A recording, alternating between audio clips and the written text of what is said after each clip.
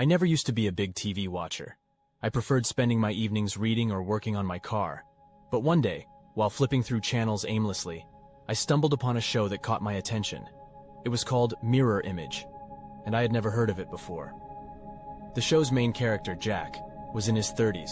He worked a mundane office job, and he lived in a small apartment on the second floor of an apartment building. He had no wife or kids, and no real friends to speak of. At the time, I thought, wow, what a boring show. But there was something about it that made me keep watching. Probably my disbelief that they would make a show about such a nobody. As I watched, I started noticing some similarities between Jack and myself. His humor was the kind only a select number of people, me included, would appreciate.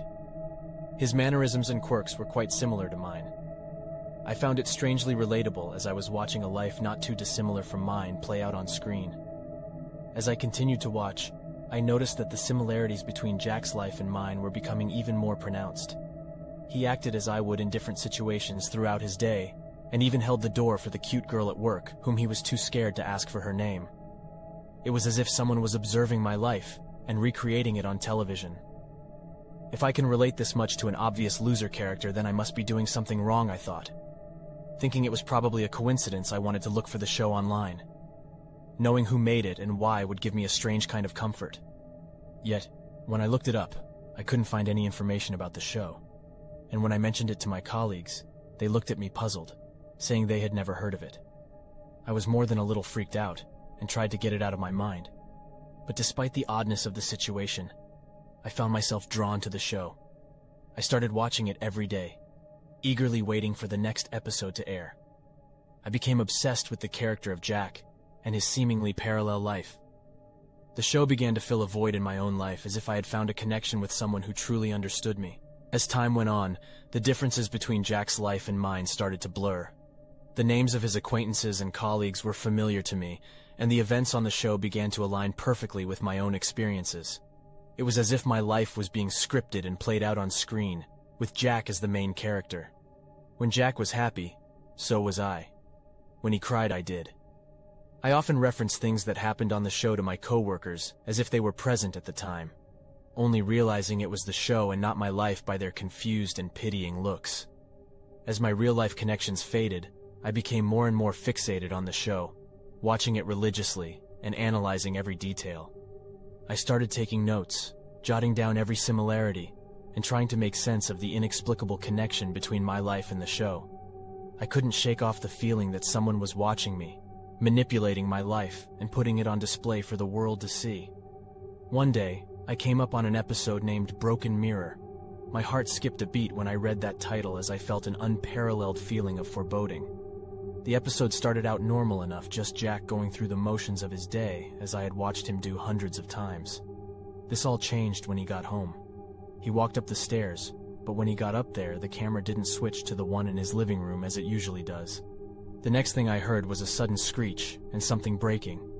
Then Jack was thrown down the stairs in a way I can't believe being shown on television. I was shocked and horrified, unable to comprehend what I had just witnessed. But the show continued to air, and Jack's lifeless body filled the screen for what seemed like an eternity. I thought this must be some kind of sick joke, a Halloween episode maybe. But alas, it seemed like this was reality. Jack, a character I had watched for months, a persona who had made up the highlights of my day for months now, was gone. It felt like I had lost a close friend. No, it felt like I had lost a piece of myself. Then, something even more disturbing happened. A dark figure appeared on the top of the stairs. He walked down slowly and picked up the camera. He then looked directly at it. I felt a chill run down my spine, as it seemed like the figure was looking straight into my eyes through the TV. I could not look away, and after what must have been a minute, the figure gave a slight smirk and whispered something inaudible. I was horrified, thinking of even writing a mail to the show creators about how messed up this was. But who were they? There were never any names on screen giving credit to people who worked on the show. I decided to go to sleep. But that night, all I could think about was the figure. It all looked so real. I know I should forget about it, but how could I? After that moment, I started seeing the dark figure everywhere. It would appear in reflections, in shadows, and behind every corner. I was sure I saw it, but every time I looked, it had disappeared. Its presence was overwhelming, and I felt like I was being hunted. I tried to tell others about it, but they brushed it off as a figment of my imagination. No one else seemed to have heard of or seen the show Mirror Image, or the dark figure that haunted me. Is it all in my head? Am I going crazy? Maybe I need help. Am I really just making this up? I became paranoid, constantly checking over my shoulder and feeling like I was being watched. The figure grew closer and closer, its presence becoming more palpable with each passing day. I could hear faint knocks on my door at night, but when I checked, there was no one there. I knew the end was inevitable, and the fear consumed me. Desperate for answers, I started investigating the origins of the show Mirror Image. I scoured the internet, visited libraries, and delved into obscure forums, but I found no trace of the show's existence. It was as if it had appeared out of thin air, and yet it had taken over my life completely. I couldn't escape it, no matter how hard I tried. As my mental state deteriorated, I began to question my own sanity. Was I losing my grip on reality? Was I imagining the entire show and the dark figure that haunted me? But the fear I felt was all too real, and the events that unfolded were too inexplicable to be dismissed as mere delusions. One night, as I sat alone in my apartment, the knocks on the door grew louder and more persistent. I mustered up the courage to open it, expecting to see the dark figure staring back at me. But to my relief, there was no one there. I was about to close the door when I heard a voice whisper my name from behind. I turned around, and there it was, the dark figure, standing in the shadows of my apartment. Its eyes gleamed with malice, and its presence sent shivers down my spine. I tried to speak, but my voice caught in my throat. The figure spoke in a voice that seemed to reverberate through my entire being. He said only my name again and again. It was deafening. Sweat started forming on my forehead as fear engulfed my senses. I then realized he must have been watching me through the TV, manipulating the show to reflect my life and create an illusion of control.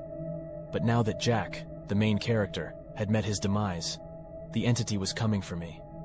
It had crossed over into my world, and there was no escaping its wrath. Terrified, I tried to flee from my apartment, but the figure followed me relentlessly. It appeared in every reflection, in every shadow, taunting me with its presence. I felt my sanity slipping away as I realized that my reality had been shattered, and I was trapped in a nightmare of my own making. I reached out to anyone I could for help, but no one believed me. They couldn't see the figure or understand the horror that had consumed my life. Desperate, I returned to the TV, hoping to find answers or a way to confront the entity. To my surprise, a new episode was playing on repeat. It was titled The End, and it depicted my life in its entirety. Every detail, every event, every emotion was laid bare for the world to see. The figure had taken complete control, and I was nothing but a helpless pawn in its twisted game. As I watched my life play out on screen, I realized that the end was inevitable. I had fallen into the trap of the entity, and now there was no way out. The figure appeared on the screen, staring at me with its malevolent gaze. I could hear its laughter echoing in my ears as it reached out toward me. And then, everything went black. I woke up hours later covered in sweat trying to make sense of what had transpired. As I write this, I know that my time is running out. I can hear the knocks on the door growing louder, and I know that the figure is just outside, waiting for me. I have no escape, no way to fight back. The story of Mirror Image and my own life have merged into one, and my fate is sealed. I hear the door creaking open slowly, and I know that the figure has entered my apartment. I can feel its presence closing in on me, suffocating me with its darkness. I can't see its face, but I can feel its malevolent grin as it inches closer and closer. I write these last words with trembling hands, knowing that they might be my final testament. The figure is now standing right in front of me, its dark aura overwhelming. I can feel its icy breath on my skin as it reaches out toward me with elongated fingers, ready to claim me as its final victim. My heart races as I desperately try to find a way to escape. I grab a nearby lamp, hoping to use it as a weapon, but my hands are shaking too violently to wield it effectively. The figure chuckles, its voice echoing in my head, mocking my feeble attempts to resist. With a sudden burst of strength, the figure lunges at me, its eyes glowing with an otherworldly intensity. I swing the lamp blindly, hoping to fend it off, but my efforts are futile. The figure easily dodges my attack and grabs me by the throat, its grip like an iron vice. I gasp for air, my vision blurring as the figure's grip tightens. Panic courses through my veins as I realize that this is the end. I am about to meet the same fate as Jack. As my vision fades, I hear the figure whispering in my ear, its voice filled with malevolence. It tells me that I am now a part of its twisted reality, forever trapped in its dimension. My existence will be nothing more than a plaything for its insatiable appetite for human experiences. The figure appears on the screen, its dark silhouette looming over my motionless form. It chuckles, and then reaches out toward the camera, looking directly into the lens. The show Mirror Image continues to play on a loop, and my story becomes just another season in its never-ending saga. The world moves on, oblivious to my fate, as the show continues to captivate audiences with its uncanny portrayal of my life. But those who have watched the show can't shake off the feeling of unease. They can't explain why they find the main character's life so relatable, or why the show seems to know details about their own lives that they never shared with anyone. Some even claim to have seen a dark figure lurking in the shadows, watching them through their screens. But when they mention it to others, they are met with blank stares. No one else seems to have heard of or seen the show Mirror Image.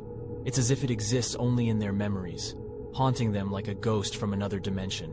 And so, the story of Mirror Image lives on, a chilling tale of a TV show that transcends reality, blurring the lines between fiction and existence. As for me, I am forever trapped in its clutches, a victim of its insidious grasp. My fate serves as a warning to all who dare to delve too deeply into the unknown, for there are realms beyond our comprehension that hunger for our souls.